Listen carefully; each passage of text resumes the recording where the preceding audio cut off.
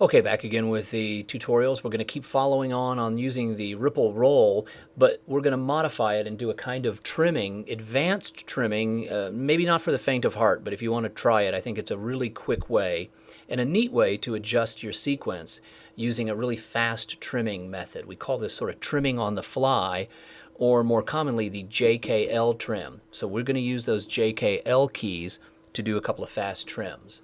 All right, we're back into the old sequence. We're just going to keep working on this thing, work it to death, right? So here we are in the timeline, and I'm going to hit the minus key just to zoom back out. There's my whole sequence where we've got all the video, and then we go into the teacher's SOT or soundbite.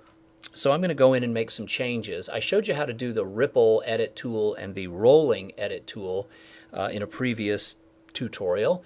This time we're going to trim using a faster method, or one I like to use. It's just going into what we call trim mode, and then I pick whether I want to do a ripple or a roll, and then I just do that trim really fast with the JKL keys. So let's give it a quick shot right here. We'll kind of zoom in a little bit closer because you want to see how it works right on the timeline. Okay, to get into trim mode, it's real simple. I just tap T on the keyboard. So T activates trim. Watch what happened. I'll hit T again to take it off. If you are not in trim mode, you just see the position line sitting at an edit point, right, all by itself, bouncing around. There it is. When I hit T to activate trim, keep your eye right here on this part of the screen. Okay, it put two rollers up, and that looks just like our rolling edit tool, doesn't it? So it throws you into trim mode with a roller on each side. That rolling trim, again, it looks like sort of like the stitches on each side of the edit, or each side of the wound, if you want to refer to it that way.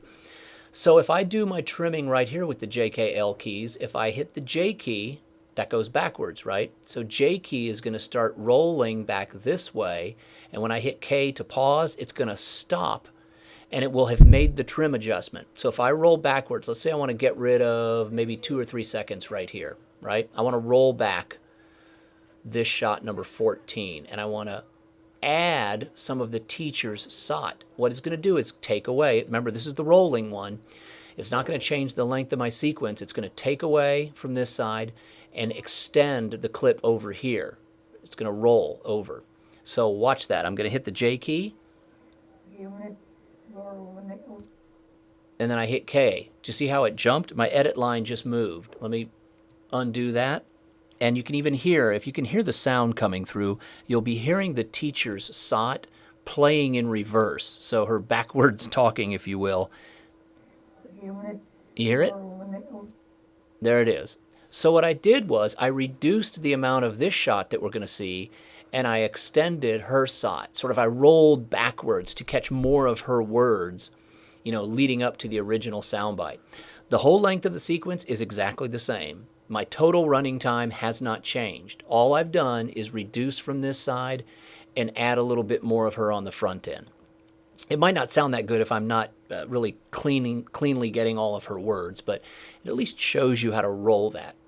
Let's use the trim feature again, and we're going to cycle through some of the other options. Again, that was a real fast way that I just do J, K, or L. If I want to ripple, so let's say I actually want to take away from one side and shorten the entire sequence. So again, we go back into that ripple type of edit or trim.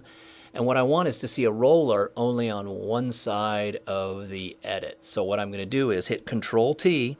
Ctrl T will cycle through the trimming options. See where we're going? We're back to double rollers. It's going to do a roll on either side.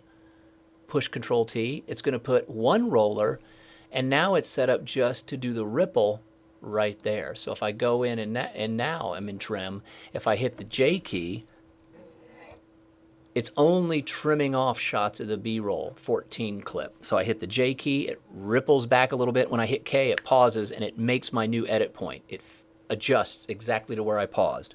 Watch what happens when I hit the L key. I'll hit it, it's going to start rolling this forward, and when I hit K to pause, it's going to stop it right there. So it's going to add or ripple this forward a little bit. Watch the L key. See how it jumped ahead right when I hit pause? When you hear me tapping that K, that's the pause key. So I'll ripple backwards, J, hit K, ripple forward with L. See how I'm moving this edit point around, I'm going from here to here. So I'm either shortening this shot or lengthening it. I am not changing the teacher shot at all. I'm only shortening or lengthening on this side. So that's one way I can do the JKL trimming. It's kind of dynamic. It's a little bit tricky, a little difficult to get used to. But if you really get to where you like the keyboard shortcuts and you're moving along fast through the edit lessons, try a little JKL trimming. See how it works. You go by hitting T, you go into trim mode. T will put you in trim, and you'll see that whatever edit point that you're lined up on will turn into double rollers, and then Ctrl T will just allow you to try the different options. I should mention quickly, I did the yellow rollers where you get it on one side, and again you can roll that way or roll this way. And again I can JKL roll and see the changes right there. Or if I cycle through some more, notice that sometimes it goes to a red roller but only on one side of the edit point. Or the other. Double roller, red, that's the total rolling edit. Single roller, ripple one side, ripple the other side, or roll one side, roll the other side. So let's see what those do. I'm going to go back to the red roller on one side. If I grabbed it and dragged it back and let go, it reduces the amount of this clip, and it does what's called like a sort of a lift trim. It lifts out the material, shortens this shot for sure, but it leaves an empty space. I could click back on this side and do that. I'm just opening a larger gap. Maybe I needed to create space to put in a new shot. I want a shot to connect this to this. I open up a space here by just clicking on either end and adjusting my trim accordingly. So again, that's what I can do with the single roller on any side, or sort of it's like a rolling or a lifting kind of a trim. If I had to cycle through those again, when I'm on the double, that's going to allow me to stitch the gap back up or move the whole thing around. So kind of get used to thinking about what each of those does. Yellows always indicate some sort of a rippling feature where you're changing the length of the sequence, the track. The red ones always indicate a lifting type of a roll. Roll, lift, kind of the same thing. So you don't change the total length of the sequence. You just move content to make this shorter or make this a little bit longer. I could keep trimming over that and switch to the other side. So ripples, rolls, and trims are really important to practice with. It's not going to be something that just flips into your sort of muscle memory. You'll just have to get used to practicing quite a bit. But in the long term, very useful features for making sophisticated edits, fixing a complex sequence.